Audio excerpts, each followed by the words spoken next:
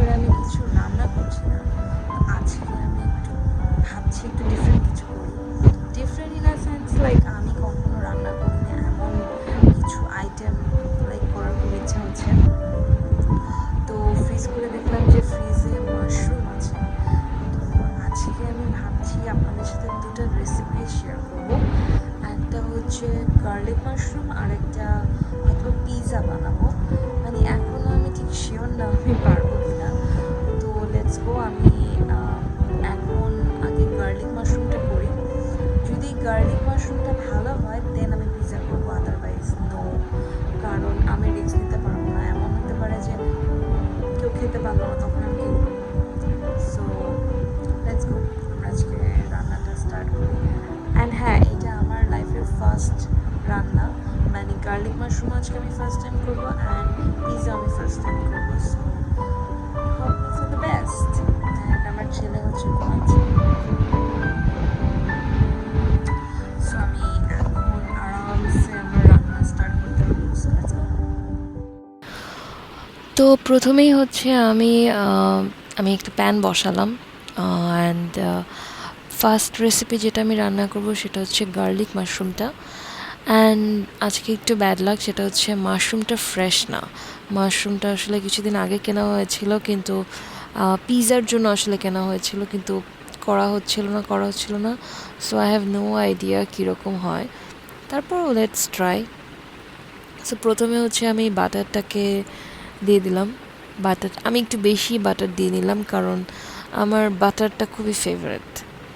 So বাটারটা একটু melt হোক।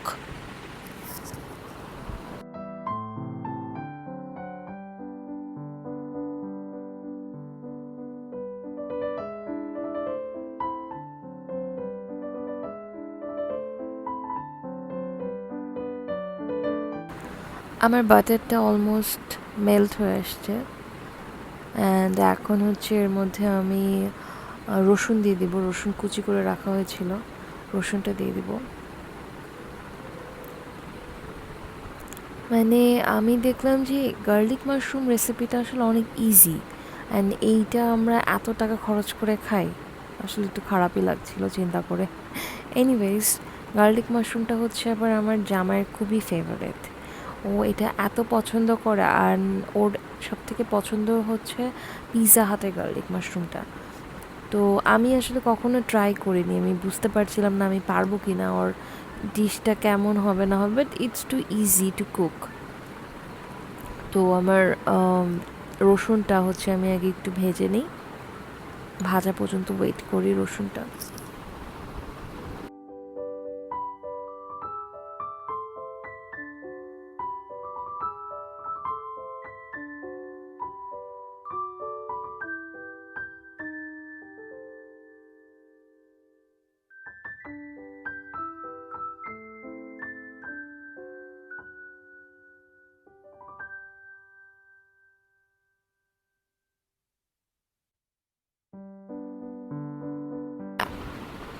এখন অলমোস্ট বাটারটা ডান, আমার রসুনটা অলমোস্ট হয়ে গেছে। এখন আমি মাশরুমগুলো দিয়ে দিব। আমার মাশরুমটা মানে মনে হলো যে ফ্রেশ হলে আই গেস ভালো হতো। তো নট টু ওয়ারি অ্যাকচুয়ালি, আমি ইনশাল্লাহ নেক্সট টাইম একদম প্রপার ভালো মাশরুম এনে এটা আবার ট্রাই করব। আজকে ফার্স্ট টাইম ছিল, সো একটু কনফিউজ ছিলাম হবে কি হবে না, বাট ইনশাল্লাহ নেক্সট টাইম আর ভালো করে পারবো মনে হচ্ছে। সো এটা শেষ করি, দেখি কতক্ষণ লাগে। মনে হয় না বেশিক্ষণ লাগবে, ইটস ইজি। আমি যা দেখলাম একদমই ইজি একটা রেসিপি। একটু লবণ দিয়ে দিচ্ছি আমি, কারণ একটু লবণ না হলে তো কেমন হয়। অ্যান্ড আমি মরিচও ছোটো ছোটো করে কেটে রেখেছি।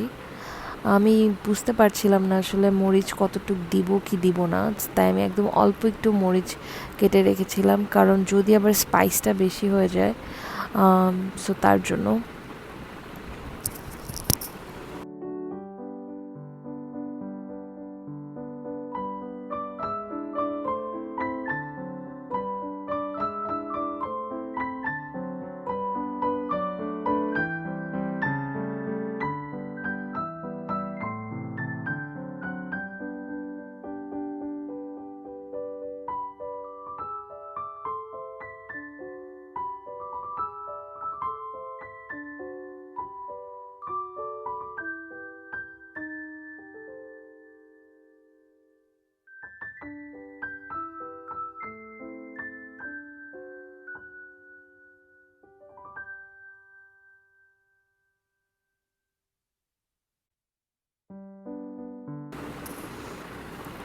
মোটামুটি হয়ে গেছে।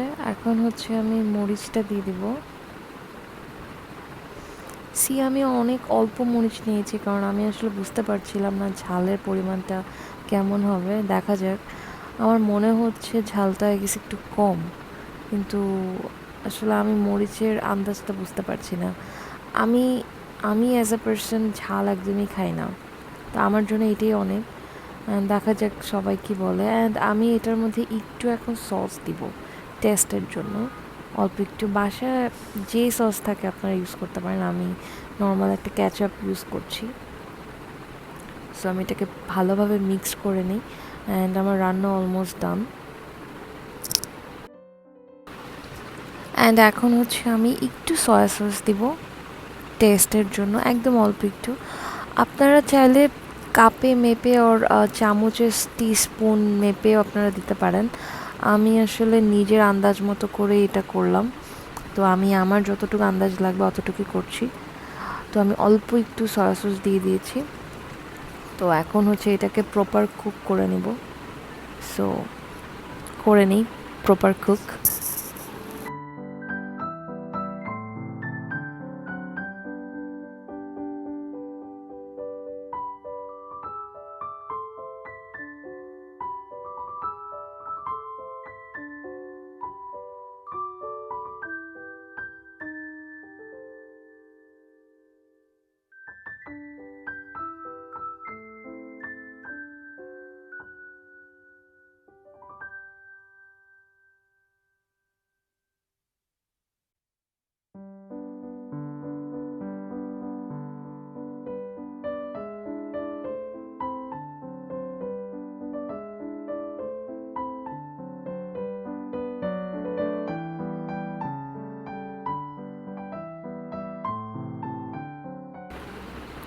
তো তৈরি হয়ে গেল আমার ফার্স্ট টাইম রান্না করা গার্লিক মাশরুম।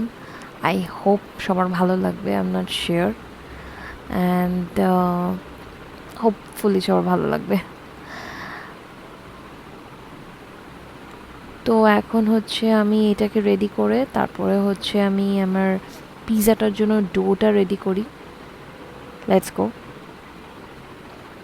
সো ডোটা হচ্ছে এখন মিক্সড করে মাখানো হচ্ছে।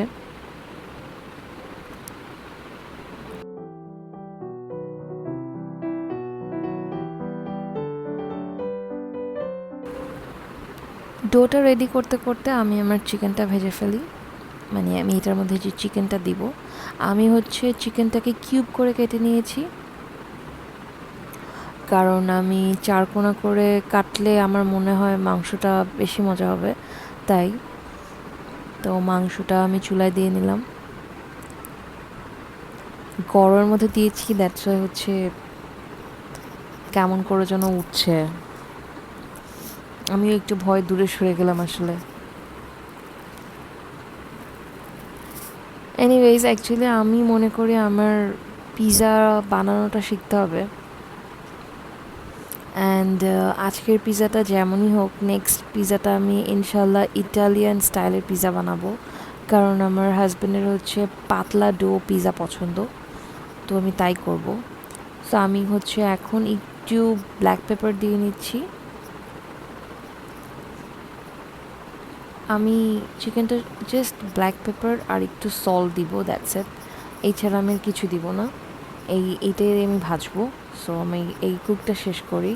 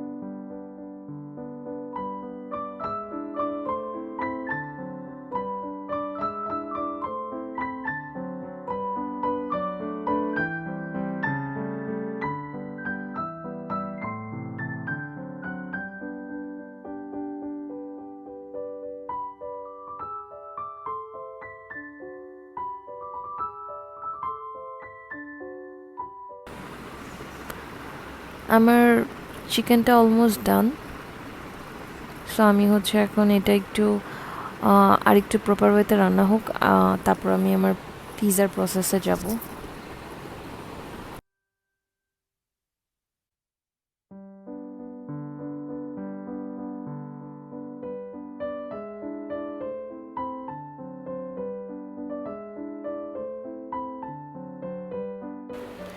সো আমি অল্প একটু ঘি মেখে নিচ্ছি হাতেই তাড়াতাড়ি করার জন্য। এখন হচ্ছে আমি আমার যে ডোটা রেডি করা ছিল সেটা দিব। তো তাই দিয়ে নিচ্ছি। অ্যান্ড আমার কেন যেন মনে হচ্ছে আমার ডোটা পারফেক্ট হয়নি, এটাকে আসলে আরও কিছুক্ষণ মাখিয়ে রাখা উচিত ছিল। ফার্স্ট টাইম, সো সেই হিসাবে আমি মনে করি যা হয়েছে আলহামদুলিল্লাহ ভালোই হয়েছে। অ্যান্ড এখন হচ্ছে আমি এক এক করে যা যা রেডি করেছিলাম তা দিয়ে দিব। তো প্রথমে হচ্ছে আমি সসেসটা দিব। আমার ইচ্ছে ছিল আজকের পিৎজাটা আমি করব সসেস দিয়ে। তো আমি সসেসটাকে হচ্ছে পাশে মানে রোল করে নিচ্ছি। এই জিনিসটা আমি দেখেছিলাম পিৎজা হাটের পিৎজাগুলোর কিছু কিছু পিৎজা থাকে ওদের সাইডে হচ্ছে মানে মিট থাকে। তো আমি ভাবলাম যে আজকে আমি তাহলে সসেস দিয়ে ট্রাই করি।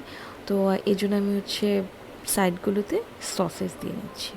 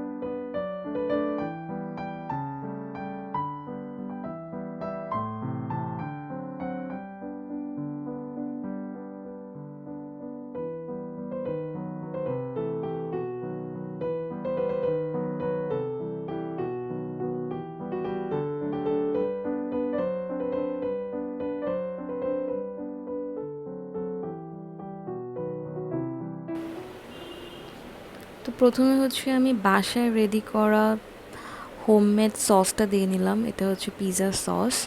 তারপরে হচ্ছে আমি মজরেলা চিজটা দিয়ে দিচ্ছি। তারপরে হচ্ছে আমি এটা একটু বেশি করে দিব মজরেলা চিজটা, তাহলে হয়তো একটু বেশি চিজি হবে। অ্যান্ড সামহাও আমার চিজি ফুড এখন খুবই ভালো লাগে। তারপরে হচ্ছে আমি পেপারনি দিয়ে দিচ্ছি। পেপারনি আমি কিছুদিন আগে কিনে এনেছিলাম পিৎজার জন্যই। তো এইভাবে করে আমি এক এক করে যা যা আমার লাগে তা আমি দিয়ে নেব।